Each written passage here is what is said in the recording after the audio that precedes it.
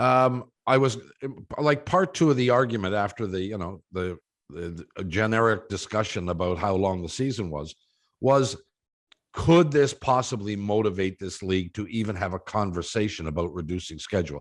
And we all know that is extremely unlikely. No, not a chance. Like, well, extremely unlikely. How about no? Yes, I get it. And survey says, it all comes down to economics. We get that.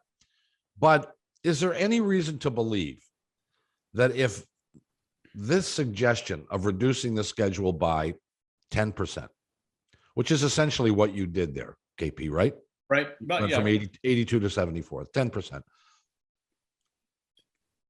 If you went to the Players Association and said, look, we'll give you a 74 game schedule.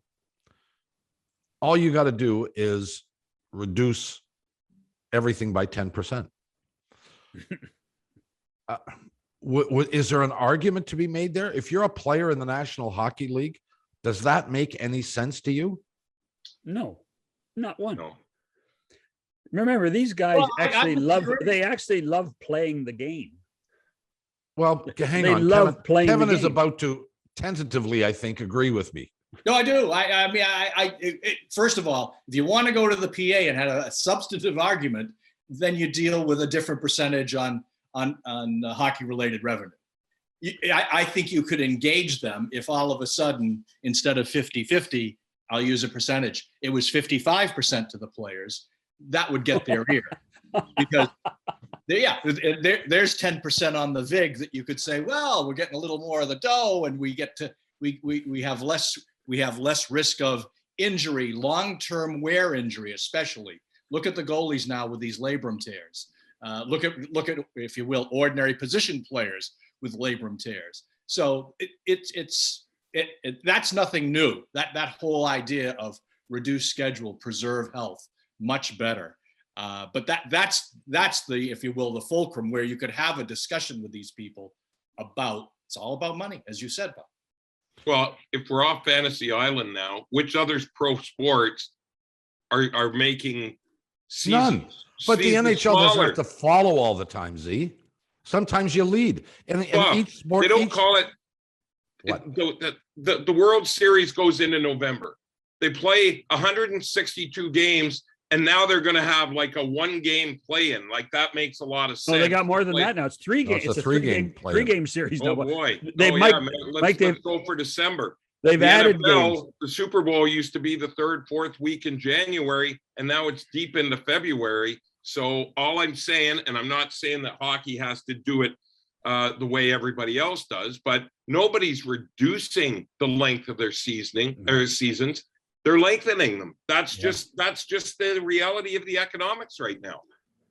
Well, the part I guess I don't understand, and maybe it's because there's an age situation here. I mean, we're 4 guys who've been around a fair length of time and still doing what we do and have always done. Hockey players, athletes in general, are done by the time they're 35. Yeah. And that's a big factor in this. But I'll tell you, the last deal I did when I was with Rogers, I took no pay increase, even though I was absolutely Okay. And I took more time off. And there is an advantage to that. Now, is that advantage perceptible to a 25-year-old? Maybe not. Maybe you have to be of a certain age to value time as opposed to money. You know, is there a guy here whose life would change, a player in the NHL or any sport, whose life would change if they took a 10% pay cut? Anybody? Well, I'm sure that the guys that are on a minimum salary contract, which I think will be $775,000 this year, would now make 700 instead. How is their life going to change? So their take. No, but here's the issue, Bob. And you said your last contract at Rogers was worth blank, and you took more time off. You're also in your 60s. This is a guy that's now 25 and is going to play for 3 more years. I acknowledge that. And in theory, because trust me, we've all heard it from players, they may never work again. They're actually building up their life savings so they don't have to actually have a paying job ever again in their life. So it's a totally different mindset than what the 3 or 4 of us have ever been involved in it when it comes to earning a living and being a competitor. To me, I understand your logic. I just don't see it ever happening with professional athletes. Yeah, I'm not pretending that it's going to, but believe me, I know there's no chance of it happening.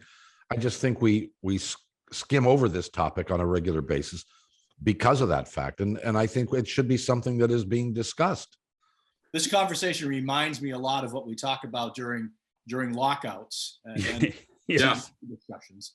And one thing that really never gets discussed enough, and again, this is a guy who's well into his 60s now, and having watched it professionally now for 45 years, is they never really center on physical health and mental health in these discussions.